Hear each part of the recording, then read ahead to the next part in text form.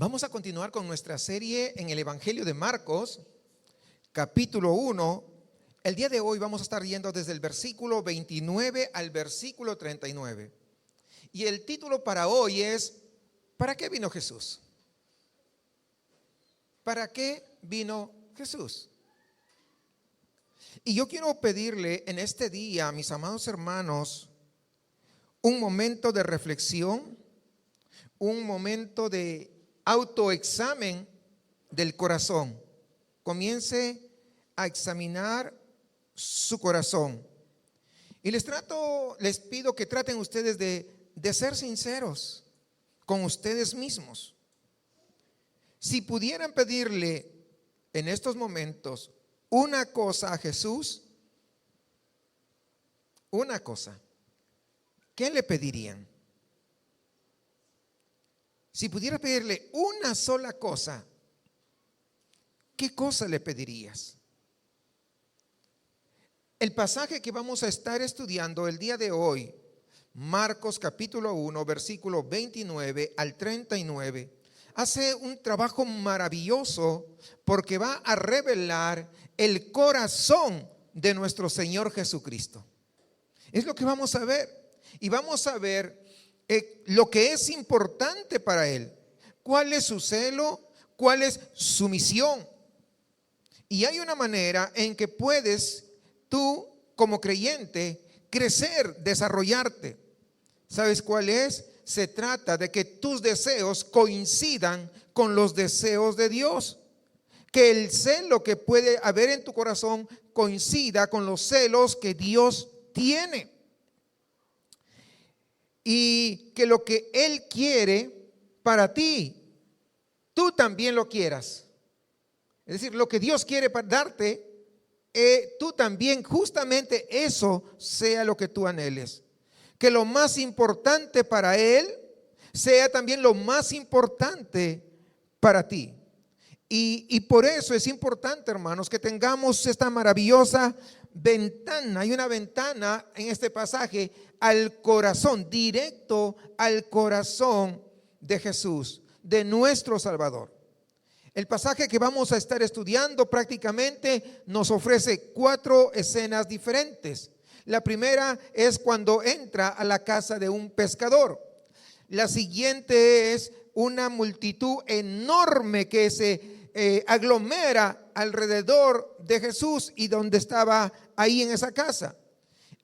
La tercera escena que vamos a ver es cómo Jesús va a un lugar retirado, lejos, para poder orar. Y finalmente, una conversación con los discípulos. 4 escenas en estos versículos que vamos a estar estudiando. Dicho esto, vamos por favor a los primeros versículos 29 al 31, allí en sus Biblias, y fíjense bien, dice: al salir de la sinagoga, vinieron a casa de Simón y Andrés con Jacobo y Juan, y la suegra de Simón estaba acostada con fiebre, y enseguida le hablaron de ella. Entonces él se acercó y la tomó de la mano y la levantó, e inmediatamente le dejó la fiebre y ella les servía. La suegra, que estaba con fiebre, acostada ahí, ¿verdad?, se levantó y les estaba sirviendo.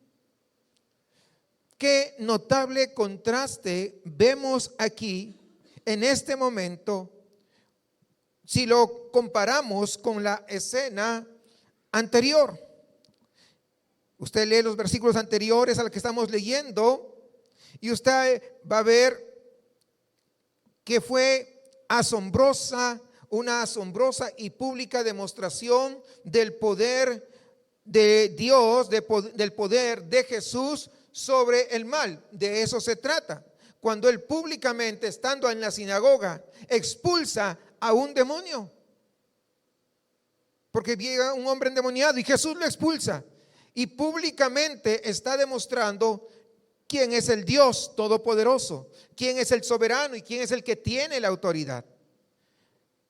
Su fama crece. Se corre la voz que hay algo especial en esa persona llamada Jesús.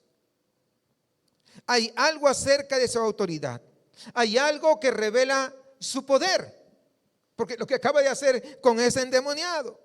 Hay algo que nunca antes en esos tiempos se habían visto.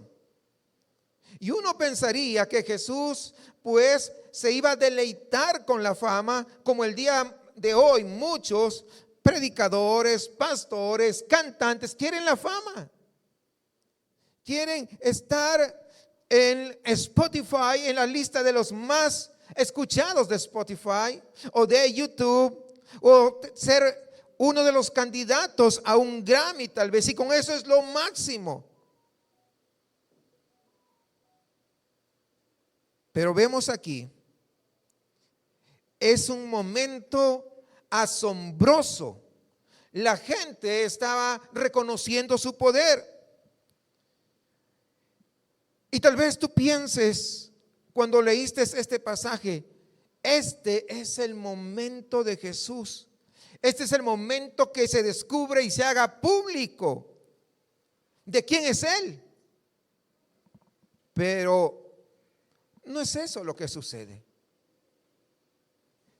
Encontramos a Jesús en lo que acabamos, en los versículos que acabamos de leer, que Jesús se encuentra en los momentos más íntimos y privados. Encontramos a Jesús saliendo de en medio de la fama que le querían dar en la sinagoga por haber expulsado, por haber liberado a ese endemoniado, y se va ¿a dónde? A la casa de un pescador. En lugar de quedarse ahí para que todo el mundo se enterara y pudiera la fama seguir corriendo, sale, y acabamos de leer que va a la casa de Simón, la casa de un pescador. Y no solamente eso, fíjense, sino que ¿qué cosa hace? Lo encontramos a Jesús involucrándose en cosas del ámbito cotidiano. Parecería así un asunto bastante pequeño.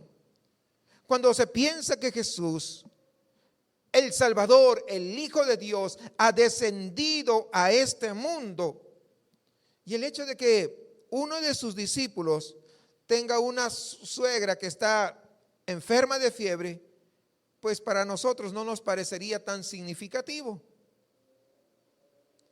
Cuando tienes fiebre, dolor de cabeza, una paracetamol y es todo. Muchas veces ni siquiera horas. ¿Sí o no? Porque es algo tan común. Es tan cotidiano. ¿Sí o no? Pues sí. Sin embargo, hermanos, este momento que acabamos de leer nos dice algo sobre el carácter de Jesús. Se podría argumentar que muchos de sus milagros están diseñados especialmente para hacer demostraciones públicas de su condición de Mesías, de aquel Mesías que había sido prometido. Jesús está declarando que Él es el Señor. Él es el Señor del mal. Él es el Señor sobre el cuerpo físico. Él es el Señor de la creación. Y está caminando sobre esta tierra diciendo: hey, presten atención, yo soy el Rey, yo soy el Salvador, y no hay nadie como yo. Nadie que ha venido antes es como yo, y ninguno que vendrá después es como yo. Yo soy el Señor, es lo que podría decirse de Jesús. Pero aquí en este pasaje, fíjense bien, hay algo diferente, muy diferente. Esto no es una demostración pública de su poder de ninguna manera. No es una demostración pública de su gloria. Este es Jesús en un amor humilde y compasivo, si ustedes se dan cuenta.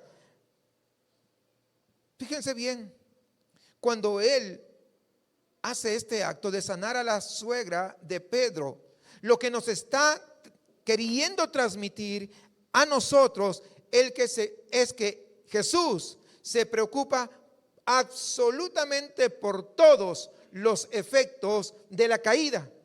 Es decir, de Génesis 3, cuando Adán y Eva desobedecieron, en ese momento vienen ya las enfermedades, vienen los problemas, vienen las circunstancias, vienen las situaciones difíciles a la vida, ¿verdad? Viene el egoísmo, la avaricia, en fin, todo lo malo que uno se pueda imaginar. Se origina en Génesis 3. Y aquí lo vemos, y esa fiebre de la suegra de Pedro, pues también.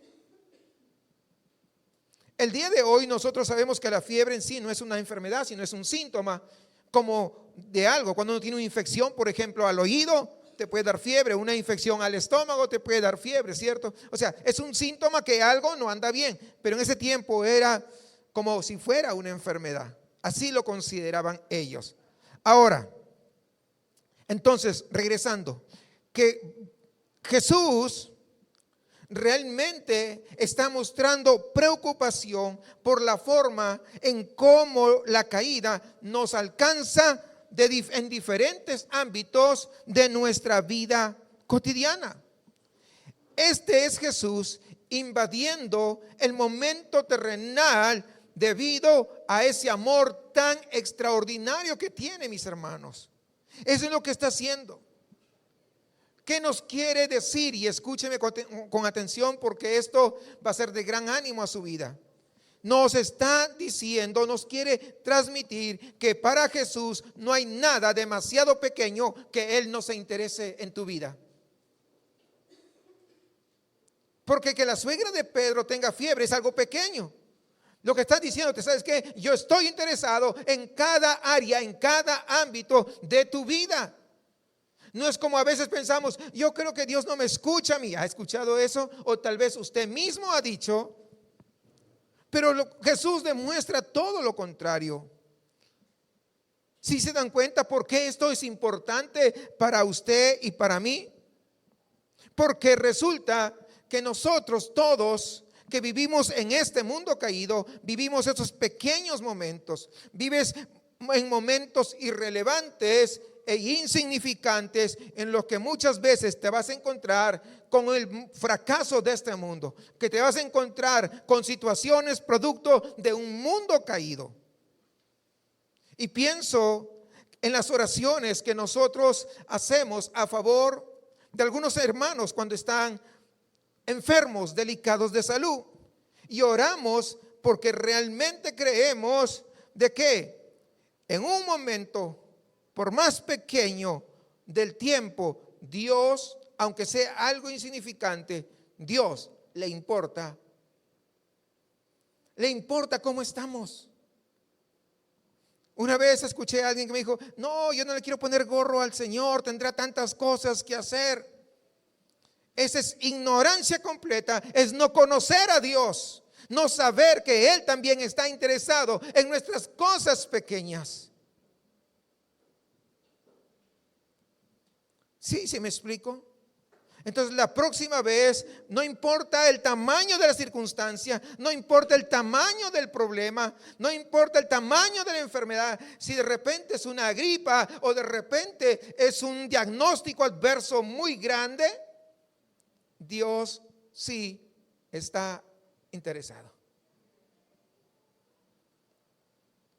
¿Sí comprende lo que quiere, comunicarnos esto? Hermanos, esto es un amor, ¿verdad? En toda su magnificencia, que tal vez muchas veces no podemos entender.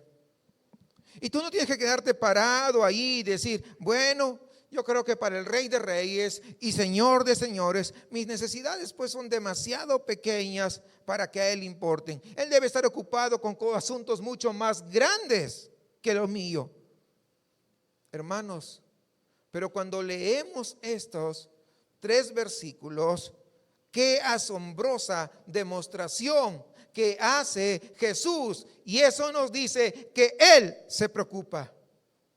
E inmediatamente, cuando Jesús le habla a la fiebre de esta mujer, Él agarra, dice, le toma por la mano. No solamente ora, sino que hace una acción. Entra en una actividad. No es pasivo, sino es algo activo. toma la mano de la mujer y ¿qué dice? Y la levanta. Es lo que hemos leído. E inmediatamente la fiebre, ¿qué dice? Desaparece. ¿Cierto? Se fue. Ahora, observen ahí lo que dice al final del versículo 31, como una pequeña nota. Dice, y ella le servía. Es como una notita, es como si hubiera un post-it. Sí saben lo que es un post-it, ¿verdad? Esos papelitos de colores que le ponemos cosas, notas, y le ponemos en el refri o en el libro, donde sea, para no olvidarnos. Y aquí hay como un post-it. Y ella le servía. ¿Por qué esa pequeña nota? ¿Saben por qué?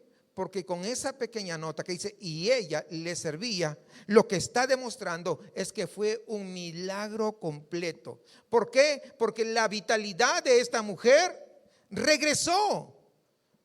¿Alguno de ustedes ha tenido fiebre por muchos días, por mucho tiempo? ¿Y cómo te quedas cuando sales de esa fiebre? ¿Te sientes cansado? Te sientes agotado y lo que quieres es dormir y descansar, porque con esa fiebre no has podido ni descansar bien, no has podido dormir bien. Ya pasó la fiebre, pero tu cuerpo se queda como muy cansado. Pero no es el caso de esta mujer, porque inmediatamente es sana por el poder de Jesús. Comienza, ¿qué cosa?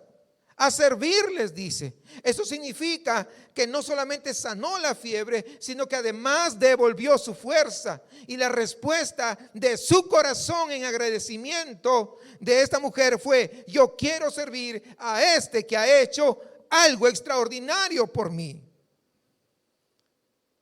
Tú eres amado por un redentor. Si tú eres un hijo o una hija de Dios, Dios se preocupa por cada detalle de tu vida. ¿Alguien se alegra por ello? No, ni parece. Parece que mejor no le hubiera dicho esta noticia. Deberíamos estar muy contentos, ¿cierto? ¿O no? No importa, por una fiebre. Pero no, ¿qué tal si sea otra cosa? Lo que está viendo acá son los pequeños detalles que a Él importan. Miren,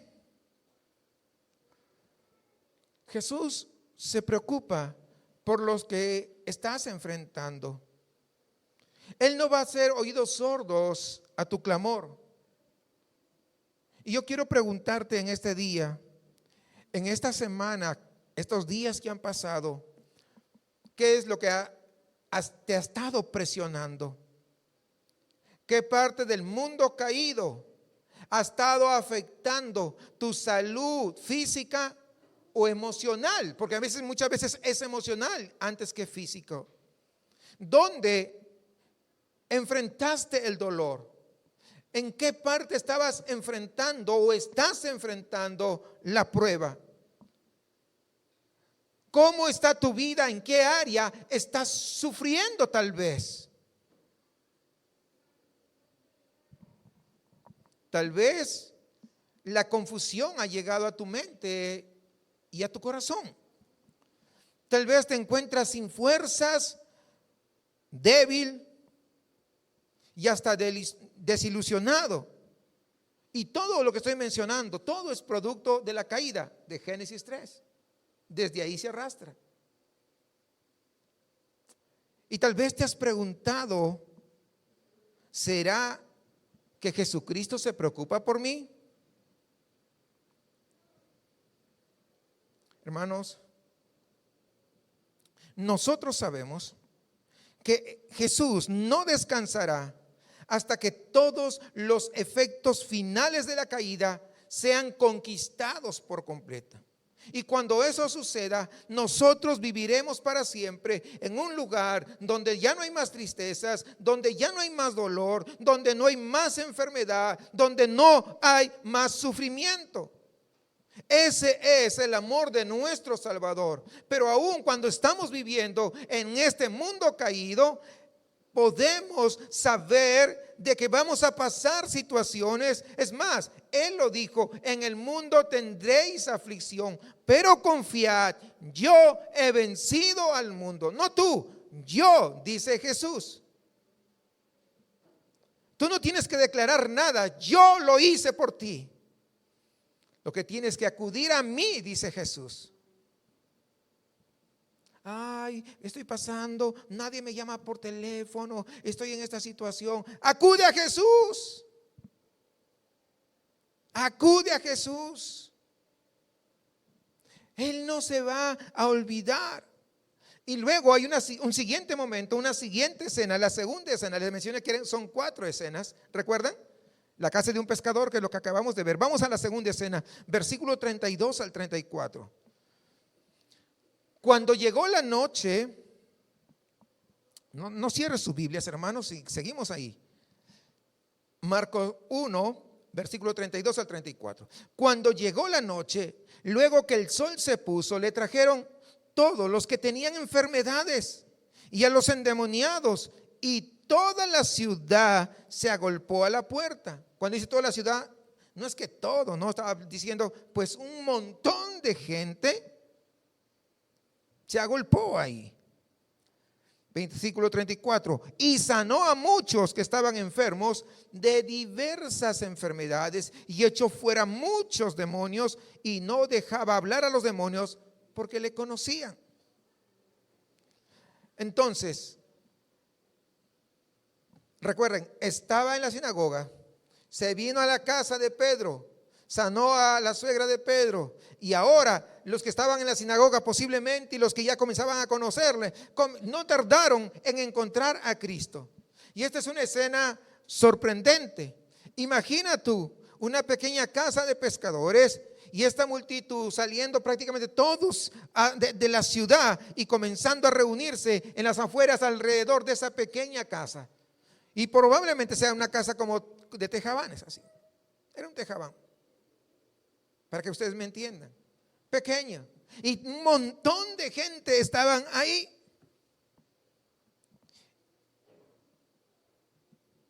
Y conforme pasa el tiempo, la gente crece y crece y crece, y más y más y más gente. Y estas personas no vienen solas, están trayendo a enfermos, a su familiar, a sus amistades que estaban enfermos, con cuerpos tal vez afectados de su salud.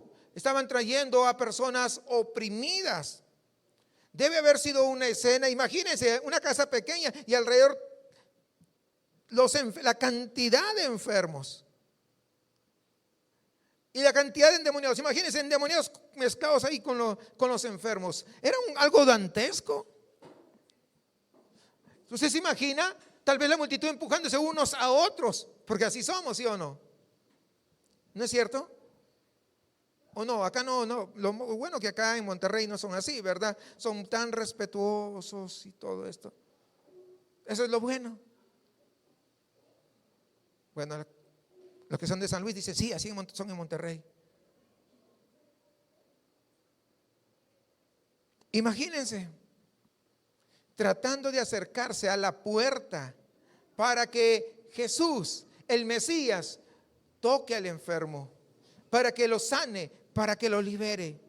Imagínense por un momento esa gran cantidad de gente con todos esos enfermos y esos endemoniados. Imagínate la cantidad de sufrimiento que se plasmaba ahí alrededor de esa casa. Y Jesús dice que comienza a responder a las necesidades que habían ahí. Ahora, tengo que decir algo sobre este momento que nos ayudará a entender algo que va a ocurrir un poco después. Es muy importante, hermano, hermana, que estés atento a esto, que entiendas cuál es la motivación de esa multitud. Escúchame bien, es importante entender cuál es la motivación de toda esa multitud que ha llegado. ¿Por qué? Porque te va a ayudar a entender por qué Jesús hace lo que hace a continuación. No hay pruebas, hermanos, de que esta multitud se precipite hacia Jesús porque ellos querían que Jesús fuese su Mesías. No hay ninguna prueba que ellos querían eso, No hay evidencia de que esta multitud que salió de la ciudad fuese a la casa de Simón porque ellos hayan comprendido las exigencias de lo que significa seguir a Jesús, las exigencias del discipulado. No hay evidencia de eso. Solamente ellos apenas han empezado a entender lo que Jesús es capaz de hacer por ellos. La evidencia es que lo que realmente entusiasma a la multitud no es Jesús como Salvador, ni las buenas nuevas del reino que dice arrepentíos o arrepiéntanse y crean. No, no es eso. Lo que ellos les motiva, lo que les entusiasma a esta multitud es la capacidad de hacer milagros de Jesús. Nada más. No les importa otra cosa. Es lo que importa para ellos. Y por eso van a buscar a Jesús, porque quieren su milagro. No quieren a Jesús. ¿Sí entiende eso? Hay una gran diferencia, desde luego. Ahora bien, obviamente, y yo quiero que no me vayan a malinterpretar, pero obviamente no está mal traer tu necesidad a Jesús. Acabamos de hablar de eso cuando sanó a la suegra de Pedro, ¿cierto? No está mal eso, pero algo está mal si eso es todo lo que tú quieres. Tú quieres solamente que te sane, pero tú no quieres al sanador. Eso sí está mal. ¿Sí me explico? Son cosas diferentes. Jesús no y nunca estará satisfecho con ser un repartidor de milagros para ti, con ser un repartidor de bienes para ti, con ser un repartidor de prosperidad para ti, si es lo único que quieres, si es lo único que anhelas. Hace años, cuando estábamos todavía en la colonia del obispo, encontré a un hombre cuando salía a hacerle algunas visitas y me dijo: el domingo llego, pastor, porque antes yo iba a la iglesia y me iba bien en mi negocio. Dejé de ir y me va mal y quiero que me vuelva a ir bien, por eso el domingo yo llego. Él no estaba buscando a Jesús. Él estaba buscando solamente su propio beneficio. ¿Sí me entiende? Es que yo quiero un mejor trabajo, o yo quiero ganar más, El Señor sabe tus necesidades, ¿cierto? Y lo podemos poner ante su presencia. Pero no solamente basta con ello, tenemos que amarle a Él. Él no quiere, como te decía hace un momento, ser el repartidor de bienes y milagros. No, Jesús quiere ser la persona que tú de verdad amas. Él quiere ser la persona que tú más anhelas y deseas. Él no quiere ser el transmisor de lo que tú quieres para poder recibirlo. Él quiere ser lo que tú quieres. Hay un momento asombroso cuando vamos a Juan, el Evangelio de Juan en el capítulo 6, y creo que la gran mayoría de ustedes lo recuerda bastante bien. Jesús alimenta a 5,000 personas a partir de la comida de un niño pequeño. Incluso dice que después de distribuir la comida hubo muchas sobras y recogieron todas las sobras, 12 cestas, 12 canastas de sobras, y solamente utilizó el lonche de un niño pequeño. Usted recuerda esa parte de las Escrituras. ¿Y qué pasa? La multitud inmediatamente comienzan a perseguir a Jesús para convertirlo en su rey. Querían que Jesús fuese su rey porque les acaba de dar de comer.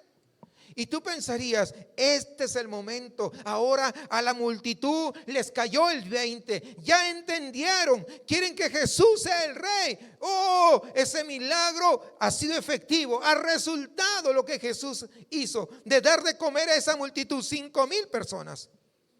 Y Jesús hace algo extraño. No dice, sí, acá estoy, yo soy. No. ¿Qué hace? se retira, se va y se esconde. Y cuando la multitud lo alcanza, esencialmente dicen: Jesús, estamos confundidos. ¿Qué onda contigo? ¿Por qué te escondes? Y Jesús le dice: comieron el pan, pero no vieron la señal. ¿Sí?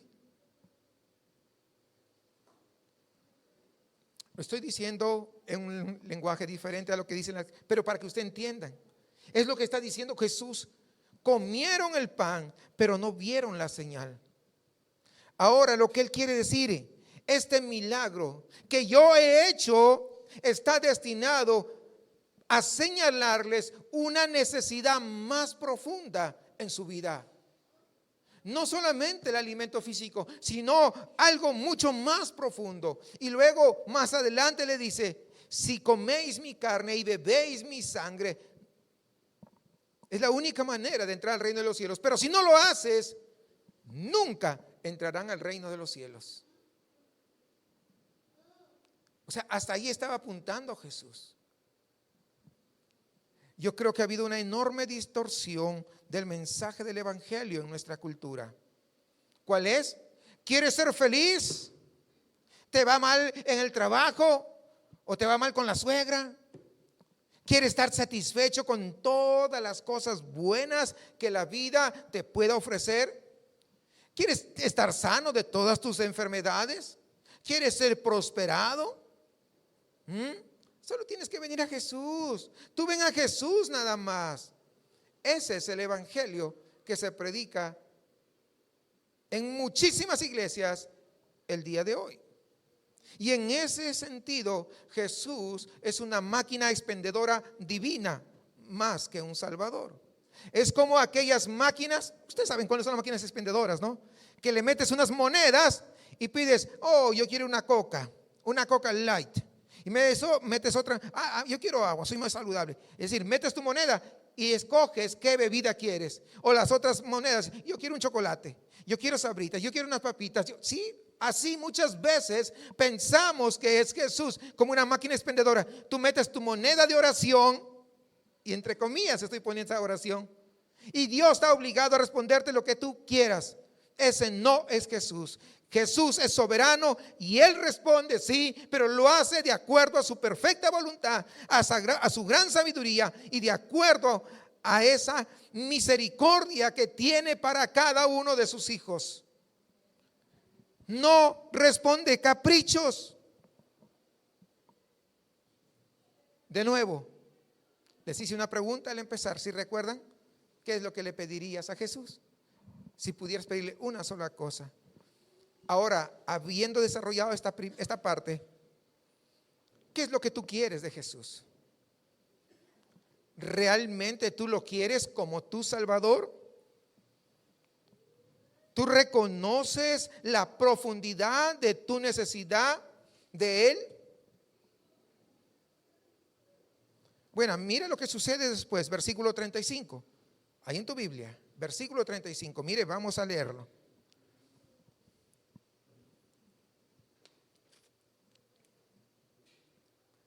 Esta es la tercera escena.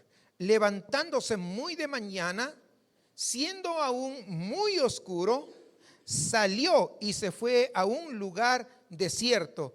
Y allí, ¿qué dice? Oraba. Jesús se le retira a un lugar de oración. Nos estamos enfrentando nuevamente a la humanidad de nuestro Señor Jesucristo. Jesús era capaz de tener sed. Era capaz de tener hambre. Jesús era capaz de estar agotado como cualquier ser humano. Eso era Jesús. Era un hombre y estaba solo, y ahora está orando a su Padre. No sabemos exactamente qué es lo que ora o por qué ora aquí, porque Marcos no nos los dice. Tenemos otras oraciones de Cristo en el Nuevo Testamento, y una y otra vez en sus oraciones vemos que Cristo se somete a la voluntad de su Padre. También ora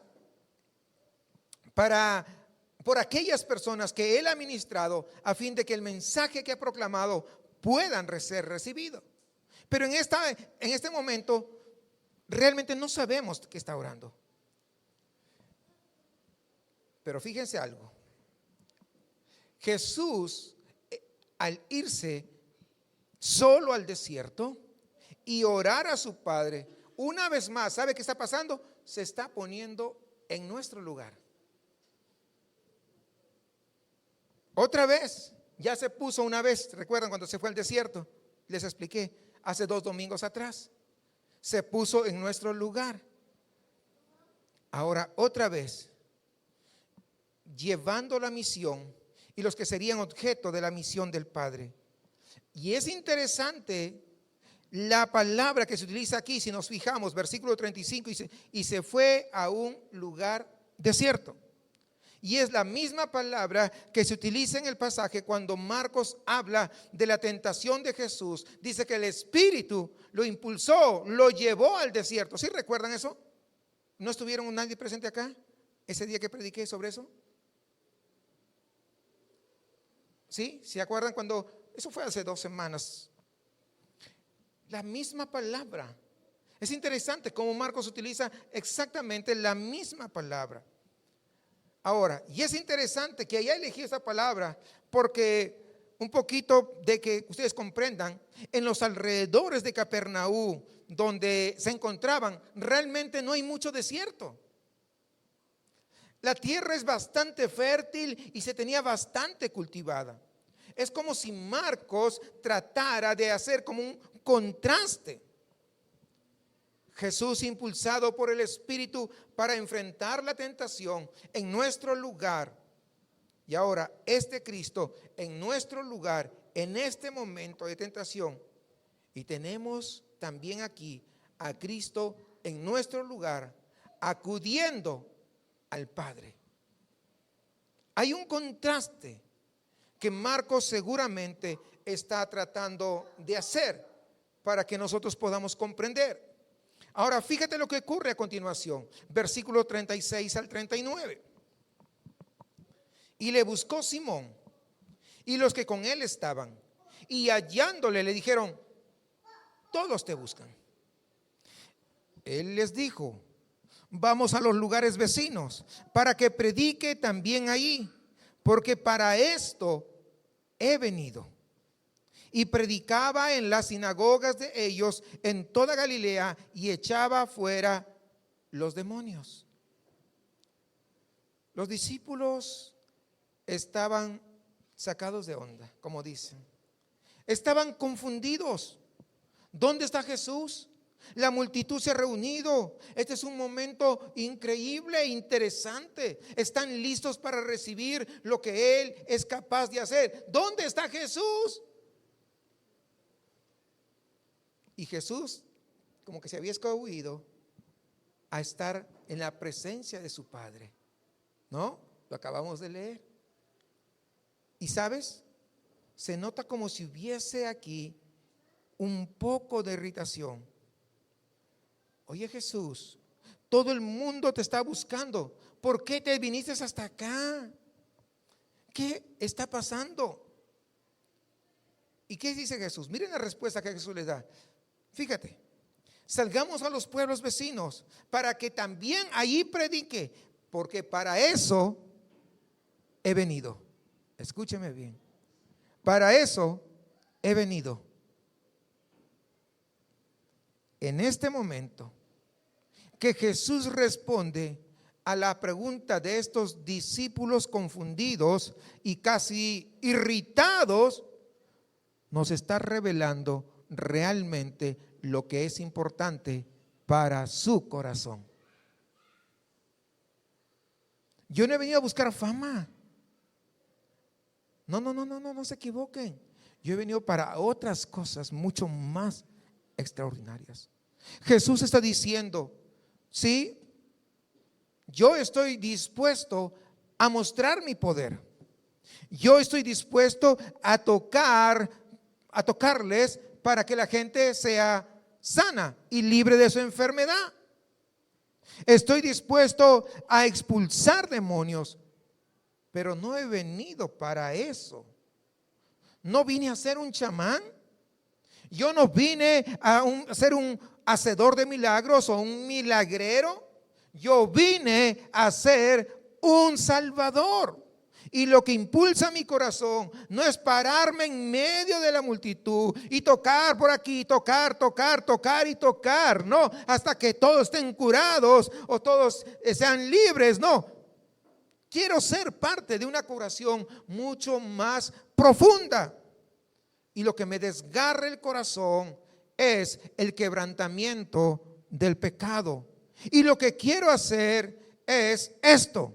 Quiero ir de un pueblo a otro pueblo, a otro pueblo, a otro pueblo, a otro pueblo, a predicar el evangelio.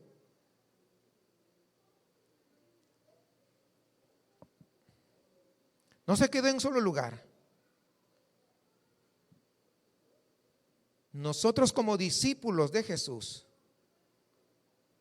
¿qué tendríamos que hacer? No nos está mandando de pueblo en pueblo, pero no nos manda a descansar una gran siesta. Oh, estoy cansado, me quedo en mi casa, hoy quiero ver Netflix o estoy aquí agotado, voy a descansar y voy a relajarme jugando aquí o jugando allá o haciendo esto o haciendo aquello. No, hermanos, hemos sido salvos para ser discípulos de Jesús.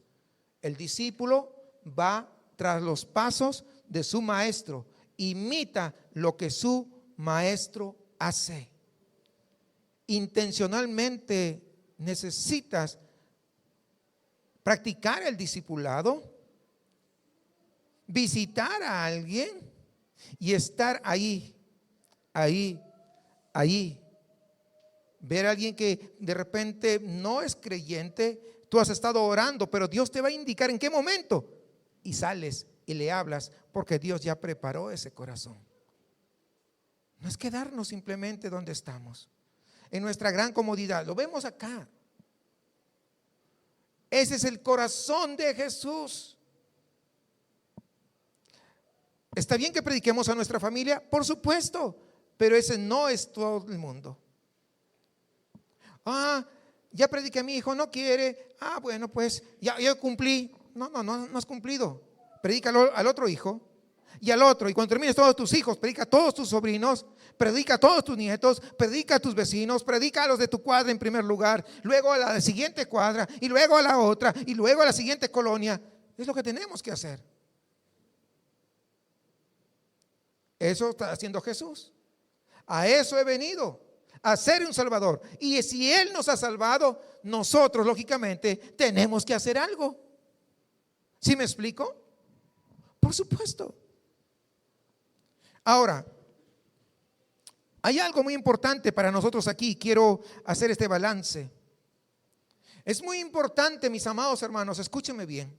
Es muy importante que todos nosotros seamos una comunidad amorosa, una familia de fe, y que seamos compasivos con nuestros vecinos, con nuestra comunidad. Nosotros como iglesia estamos llamados por Dios a ser defensores de la justicia y la misericordia. Y cuando hay injusticias, pues intervenir si es necesario, si es posible. Deberíamos nosotros preocuparnos por el quebrantamiento que hay allá afuera. Todas las cosas, últimamente hemos visto como en esta parte del poniente de la ciudad, disparos por un lado, disparos por otro lado, muertes por aquí, muertes más allá. ¿No lo vemos eso? Necesitaríamos estar preocupados por ello. Necesitaríamos orar por ello. Pero necesitaríamos ir y buscar a los vecinos y mostrarles el camino. ¿Quién es el camino, la verdad y la vida? Ya basta de letargos. Ya basta de vivir una vida muy tranquila. Necesitamos esto. Deberíamos atender las necesidades de los pobres. Deberíamos preocuparnos por aquellas personas que no reciben justicia. Nosotros, hermanos, deberíamos ser un ejemplo de misericordia en nuestra comunidad, como ningún otro grupo. Tendríamos que ser la punta de lanza de todo eso. Pero escuche y atento a esto, con lo que le voy a decir. Pero nosotros no transformaremos la ciudad de Santa Catarina o San Pedro con actos de bondad y misericordia. Estas ciudades solamente, escúcheme bien, solamente serán transformadas por el Evangelio de nuestro Señor Jesucristo. ¿Sabes que tu familia está equivocada? Sí, pero yo quiero llevar la fiesta en paz, por eso no le digo nada. No la amas lo suficiente.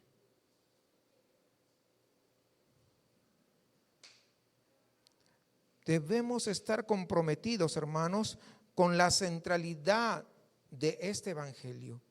Y debemos comprometernos a buscar las oportunidades de manera intencional. Buscar oportunidades de manera intencional. ¿Para qué? Para compartir las malas y las buenas noticias. ¿Escuchó bien? Compartir las malas y las buenas noticias. ¿Cuáles son las malas noticias? Las malas noticias es que necesitas confesar tu pecado y ustedes lo saben perfectamente eso. Las malas noticias es que si tú no te arrepientes vas derechito. ¿A dónde? ¿A dónde? Pues sí, a la condenación. Tenemos que proclamar esa total incapacidad para poder vivir de cualquier forma o manera que agrade a Dios y celebrar la persona y obra de nuestro Señor Jesucristo. Esas son las buenas noticias, que nosotros no podemos cumplir el estándar de Cristo, de Dios, pero Cristo sí lo cumplió y puede hacerlo a nuestro favor a todo aquel que se arrepiente y pone su fe en el Señor.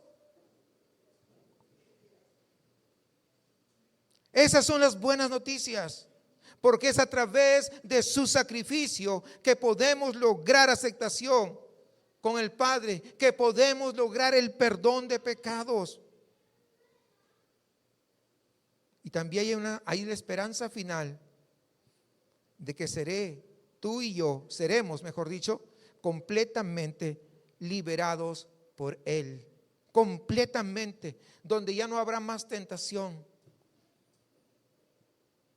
donde ya no habrá más situaciones, no habrá problemas, no habrá circunstancias, no habrá enfermedades, no habrá nada. Pero hoy vamos a batallar, sí, pero Él no nos ha dejado, pero Él quiere que también nosotros como discípulos podamos hablar a otros, hablar las malas y las buenas noticias. Tal vez esto te parezca una pregunta un poco tonta. Ustedes están aquí esta mañana y quiero preguntarte esto, y estate atento, y quisiera que tú respondas a ti mismo. ¿Realmente tú amas el Evangelio?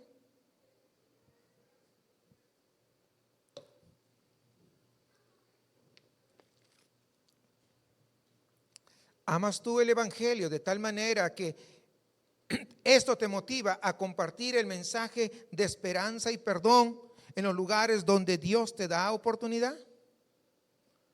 ¿Dónde están las oportunidades? En tu trabajo, por ejemplo, ahí es una gran oportunidad. No tienes que dejar de trabajar y comenzar. No. Pero Dios abre los espacios de oportunidades. Cuando, por ejemplo, alguien está en una situación difícil y sabe que tú eres creyente, ¿qué te dice? ¿Puedes orar por mí? Esa es una gran oportunidad. Y así, en el súper, ¿verdad? También es una oportunidad. O sea, oportunidades hay por todos lados donde vamos, hermanos. Por todos lados. ¿Amas el Evangelio de tal manera que quieres ser parte del ministerio de la Iglesia Bíblica Jesucristo es mi refugio de cualquier manera en que puedas? Una manera, hermanos, de amar el Evangelio es justamente lo que se hizo la semana pasada o el domingo pasado. Hermanos que no quieren que el Evangelio se trunque, sino que estuvieron dispuestos a hacer un esfuerzo para que el Evangelio en este lugar siga creciendo y expandiéndose.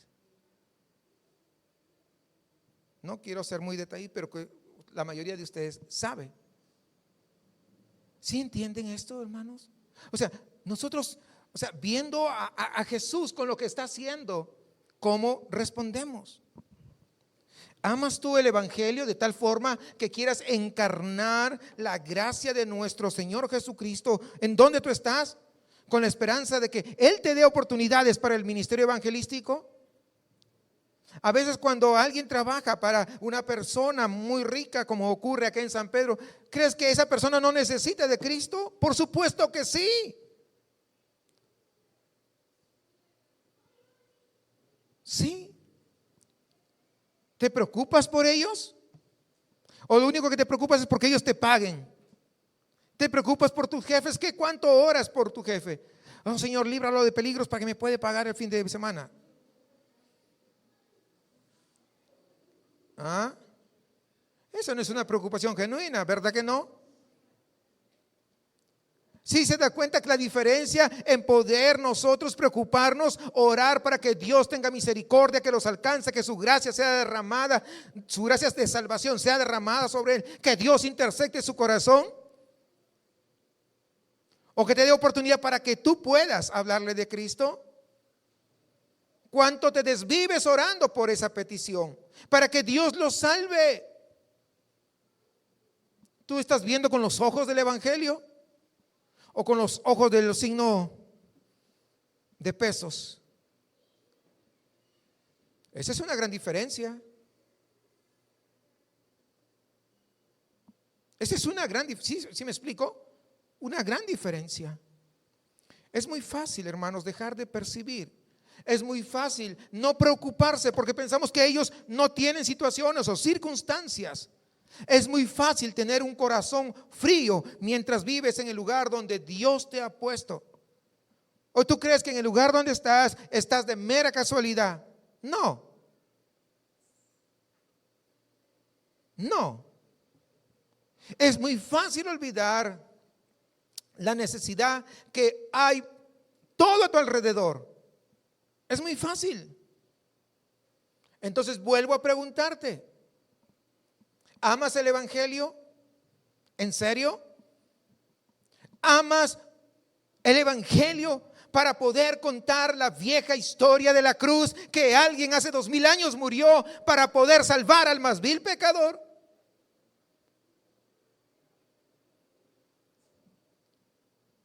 Jesús dijo, esta es mi pasión, este es mi celo. Mi pasión es predicar las buenas noticias, predicar las buenas nuevas, porque para eso he venido. Dijo eso, ¿no? Voy a ir de pueblo en pueblo porque para predicar el evangelio, porque para eso he venido. Y luego Marcos dice que Jesús recorrió toda el área de Galilea, predicando en las sinagogas de cada pueblo y expulsando a demonios. Su misión en esta su primera etapa de su ministerio ya lo estaba dirigiendo. ¿A dónde? A la cruz. Ya. Esas buenas noticias, ¿saben por qué les digo que lo dirigí a la cruz? Porque esas buenas noticias del evangelio no serían buenas sin la cruz de Cristo. ¿Entendió? Por eso cuando dice predicar el evangelio, no está hablando así nada más por decir o porque suena bien padre. No. Él ya está hablando de la cruz a donde él se iba a dirigir.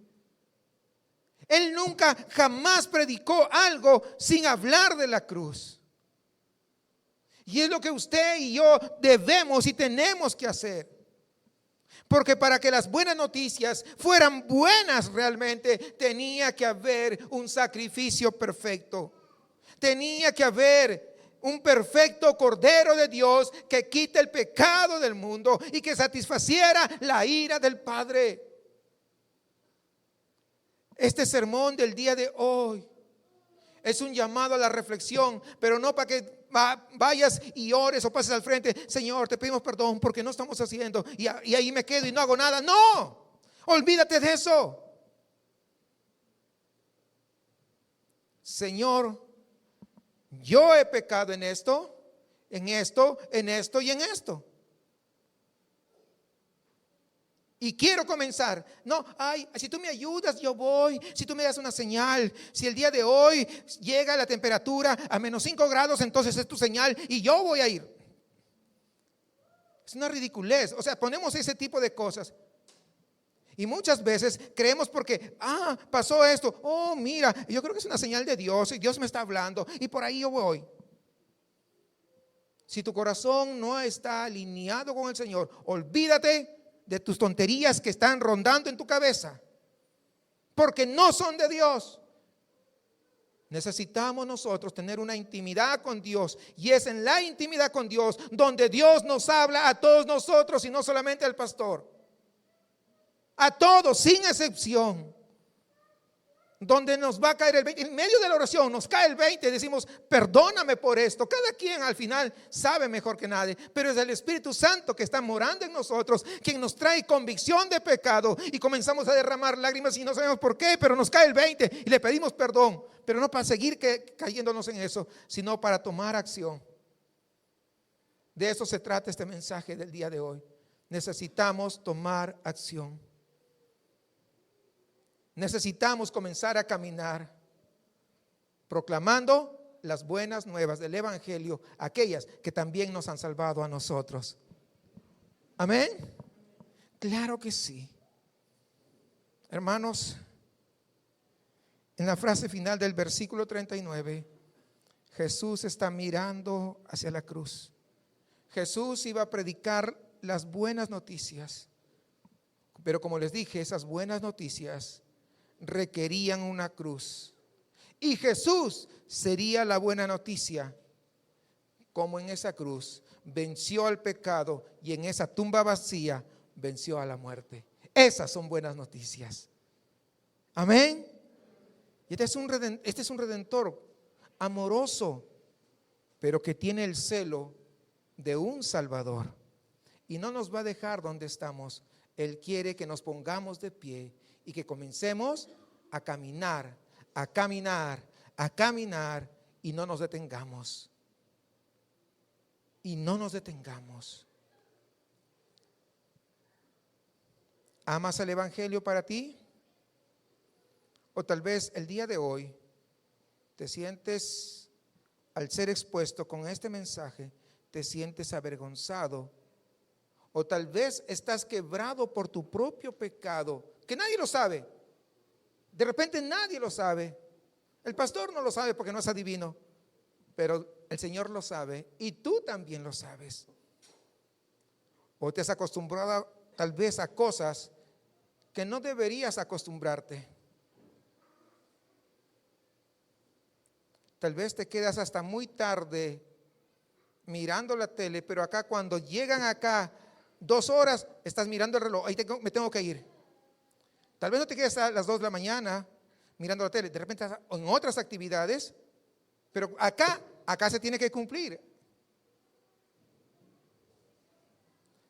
Qué ilógicos somos muchas veces, ¿sí se dan cuenta? Y creemos que sí van bien las cosas. Tenemos que tener cuidado. Nuevamente, tal vez te estás acostumbrando a las cosas que no deberías acostumbrarte. Tal vez al orgullo del corazón, tal vez a un poquito de chismes por aquí, una falta de perdón por allá, una amargura más aquí, la lujuria más acá, no lo sé. Podría seguirle.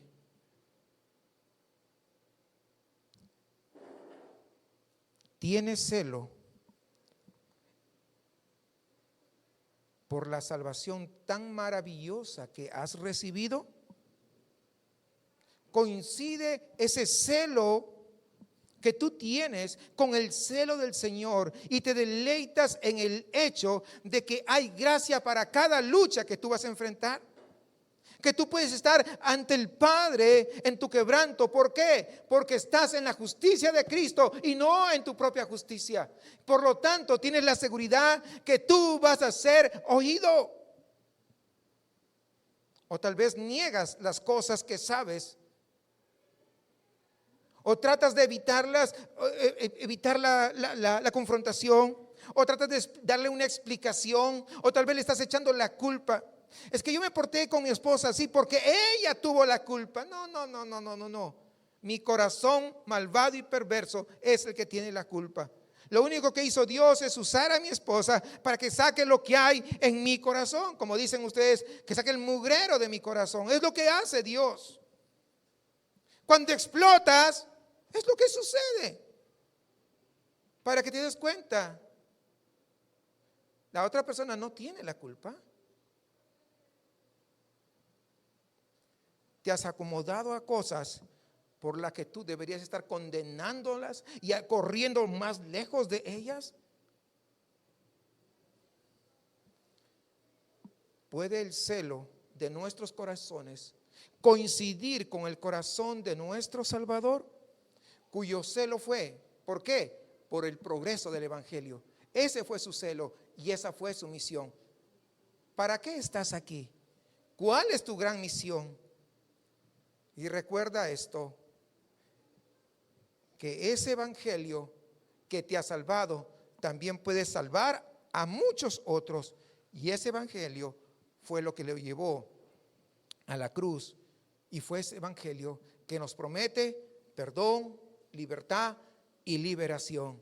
Así que alabemos y adoremos al Señor. Y en lugar que estemos, oh, el pastor me lo dijo todo para mí. No, también lo dije para mí. Acerquémonos con arrepentimiento, pero pongámosle patitas, decía una hermana allá en Nueva York. Pongámosle patitas a nuestra fe.